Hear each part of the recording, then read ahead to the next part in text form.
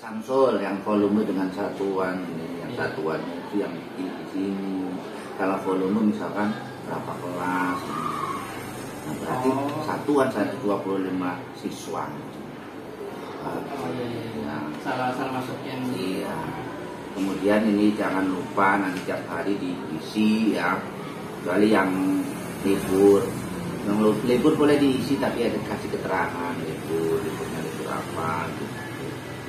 Tapi kalau nggak diisi juga diloncat ini nggak apa-apa, ini ada apa, tapi harus tahu lihat kalender. Ini udah bagus. Ini sama itu ya, direvisi lagi aja, diperbaiki. Ya, contoh. Panduan untuk membuat itunya, untuk apa? RPP-nya. Jadi kalau BK itu kan mengacu ke Permendikbud nomor 111 tahun 2014. Ini terkait tugas dan fungsi BK-nya. Ya saya belajar tuh dari panduan bimbingan dan konseling. Kemudian untuk panduan operasionalnya saya lihat seperti ini contohnya, Bu. Jadi ada rencana pelaksanaan layanan, nanti komponen layanannya, bidang layanan, itu Mendikbudnya ini, Bu. Mendikbudnya seperti itu. Jadi kalau untuk yang tadi KIKD kita masuknya ke sini, standar kompetensi kemandirian peserta didik. Jadi peserta didik itu apa nih kompetensi yang harus dipenuhi oleh peserta didik. Nanti setiap jenjang 7, 8, dan 9 itu berbeda, namun aspek perkembangannya tetap sama. Ada landasan hidup religius, perilaku etis, seperti itu. Nah kebetulan yang ini pembelajaran karena kita nih siswanya belum paham betul apa itu BK, fungsi itu BK seperti apa. Nah saya sekaligus juga aktualisasi ini ingin memahami siswa supaya paham betul dia nanti ikut serta dalam permainan BK.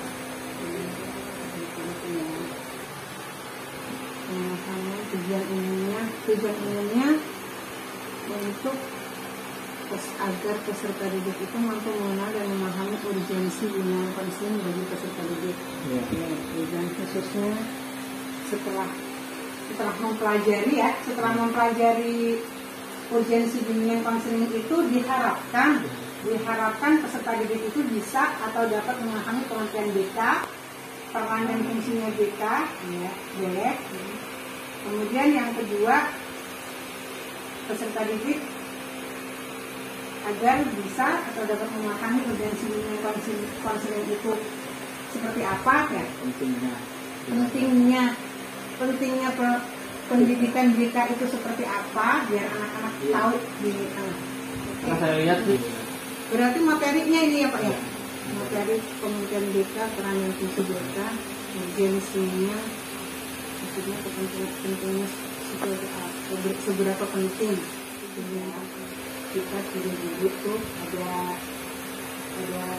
perangkat-perangkat yang lainnya kayak semacam buku kerja gitu Pak. Ada buku kerja 1, ada buku kerja 2, buku kerja 3, sampai ke buku kerja 4. Ini buku kerja 1 itu bentuknya yaitu program. Jadi program. Nah, kebetulan tetap saya juga membuat program kelas 7, 8, dan 9. Jadi program BK kita buka dulu ya. Ini yang kelas 9. Nah, ini untuk programnya. Dari mulai kata pengantar sampai ada program tahunan, rasionalnya, dasar hukumnya, terus juga rumusan kebutuhan, komponen kebutuhan peserta didik, kemudian RPP, silabus RPP. Nah, action plan ini sebenarnya termasuk sama dengan silabus sesuai tingkatannya. Untuk yang ketiga, buku ketiga itu daftar siswa asuh, terhadir, jurnal kegiatan layanan BK, laporan-laporan sampai evaluasi. Dan yang terakhir ini sebenarnya menggunakan ini Bu, apa aplikasi akap ini? Membuka dengan salam, menunjukkan hubungan baik. Kalau ada salahnya kayaknya ditambahin apa ya? Memeriksa kehadiran siswa. Di sini belum ada. Memeriksa kehadiran siswa. Pak ini instrumen ini dicantumkan di sini. Sebetulnya kalau materi sih untuk di RPP itu tidak perlu dicantumkan. Hanya saja kalau materi mah untuk pribadi saja. Udah bagus Pak, udah cukup. Sepertinya semua komponen sudah masuk ke sini. Sudah. Kalau merujuk pada SOP ya Pak ya. Kalau merujuk tadi POP itu tadi saya baca sekilas memang seperti ini. Struktur RPP kita ya Pak ya. Semua komponen sudah masuk di sini.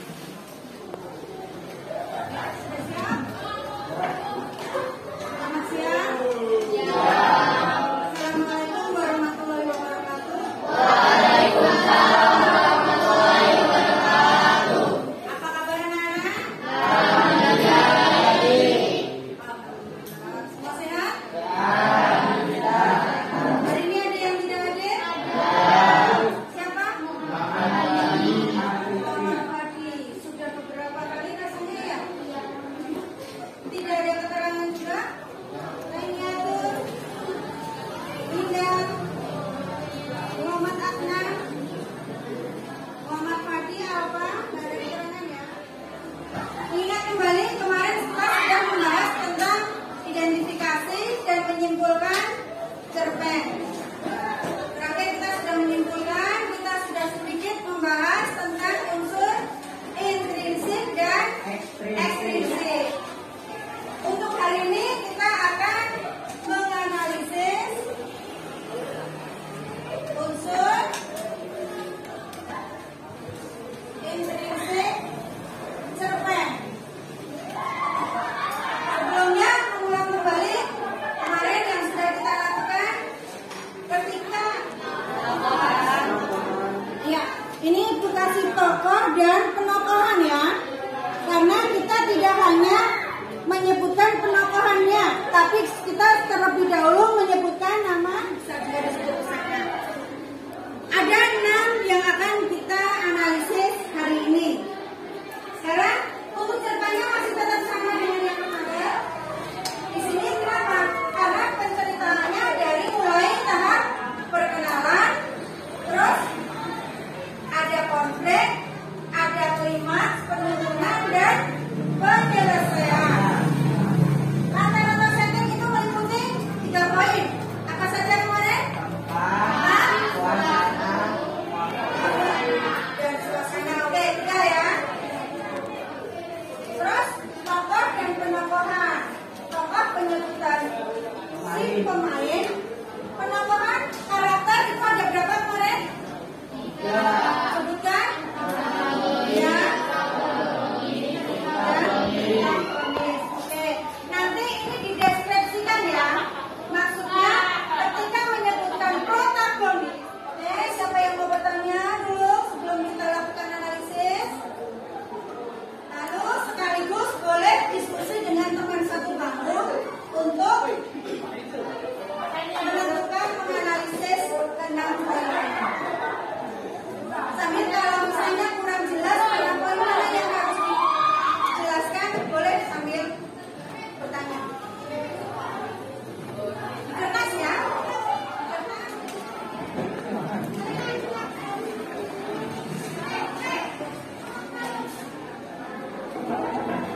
Maksudnya iya, tapi misalnya dikompromi.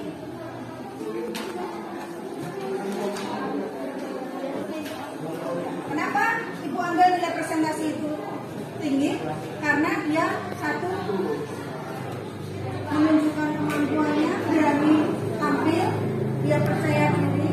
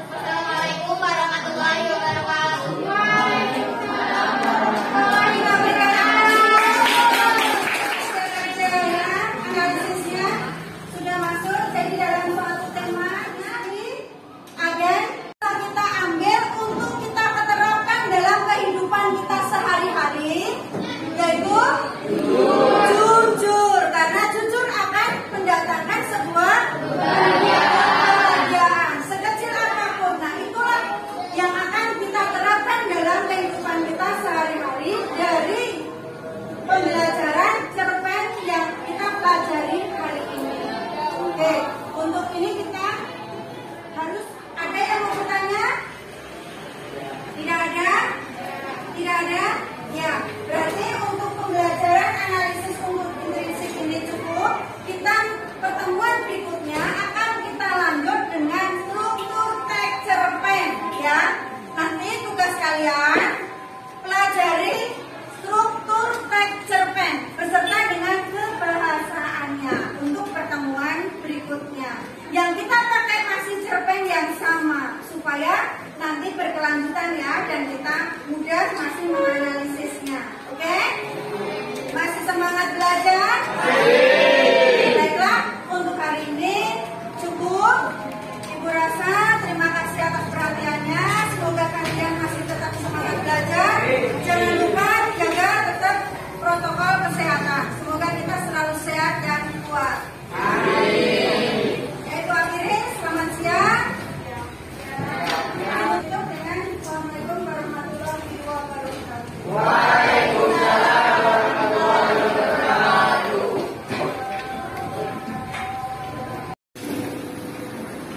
Duduk siap. Siap. Sebelum pulang, mari kita bersama-sama membaca doa. Berdoa mulai.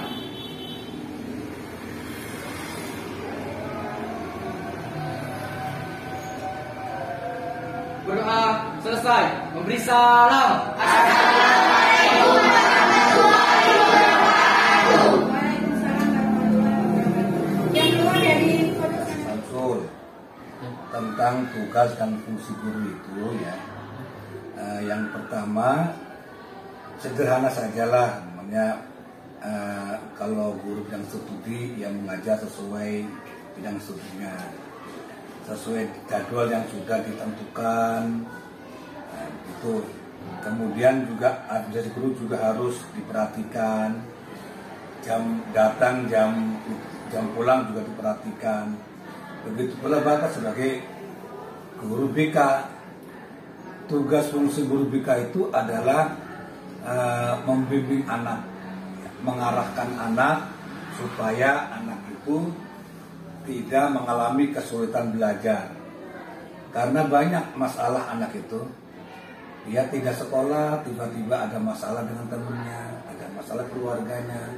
Nah, masalah-masalah inilah yang harus diselesaikan oleh Bapak sebagai guru BK. Hubungan dengan sesama teman kurang bagus, ya harus diperhatikan. Masalah keluarga namanya juga perhatikan. Atau anak mungkin ya banyak main atau bagaimana, juga harus diarahkan bagaimana anak itu supaya kesulitan belajar itu tidak ada, bahkan tumbuh semangat untuk belajar. Itu yang paling penting. Masalah anak nakal memang berubahnya seperti kerusuhan, kali kelas, tapi BK juga harus membantu karena itu merupakan bagian dari masalah. Itu yang akan diperlukan. Dan tentang undang-undang terkait bimbingan konseling. Jadi kemarin juga kan kita sudah melakukan aktualisasi terkait bimbingan klasikal, bimbingan individual, kemudian ke bimbingan kelompok. Jadi supaya juga anak bisa merasakan bagaimana apa sih itu yang bimbingan klasikal, apa sih itu bimbingan individu. Karena saya lihat sih kemarin banyak siswa yang takut sama guru BK. Ya, itu takut memang masuk ke ruangan BK seperti itu, Pak. Karena memang mungkin guru-guru MTS N5 ini tidak begitu tahu semua bagaimana fungsi BK itu. Mereka itu asumsinya BK itu seperti polisi sekolah, padahal bukan. BK itu bagus malah untuk memberikan motivasi kepada anak supaya semangat belajar, supaya tidak mengalami kesulitan.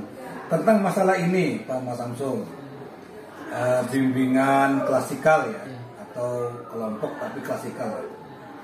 Di sekolah kita ini diberi BK itu masuk sampai minggunya 1 jam. Jam pelajaran. Pelajaran itu kenapa? Pertama untuk memudahkan guru BK dalam rangka konsultasi dengan siswa. Kalau seandainya mengandalkan siswa datang ke kantor bimbingan BK, rasanya sulit, ya. Tidak kebagian karena guru BK ini kan cuma 1 yang PNS, yang 1 honor.